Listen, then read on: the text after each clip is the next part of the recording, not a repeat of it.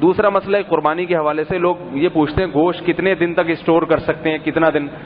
تو اللہ کے نبی صلی اللہ علیہ وسلم نے شروع میں حکم دیا تھا کہ بقرعید کے ایام میں گوشت کھا کے ختم کر دیا جائے, اور جو بچہ ہے وہ یا غریبوں کو کھلا دیا جائے, روکو نہیں. بعد میں صحابہ کرام کو اللہ کے نبی نے اجازت دی کہ اس کو محفوظ بھی کر سکتے ہیں. تو یہ اجازت ہے, جتنا عرصہ چاہے آپ محفوظ رکھیں, کوئی گناہ نہیں ہے, لیکن ایک حد ہونی چاہیے. جائز تو ہے مگر اتنا کہ انسان کا ضمیر اس کو ملامت نہ کرے.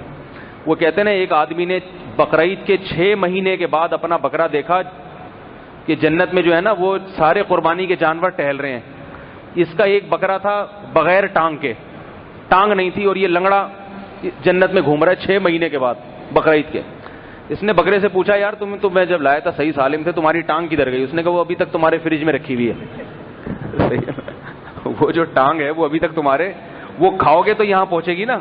ابھی میں پورا نہیں ہوا ہوں, ابھی میں ریپیئرنگ ہو رہی ہے میری, جتنا کھاتے جا رہا ہوں یہاں پہنچتا جا رہا ہے. وہ جب کھاؤ گے تو پھر تو 6 مہینے سال لوگ اس کو محفوظ رکھتے ہیں, یہ غلط ہے. اس سے گوشت خراب بھی ہوتا ہے.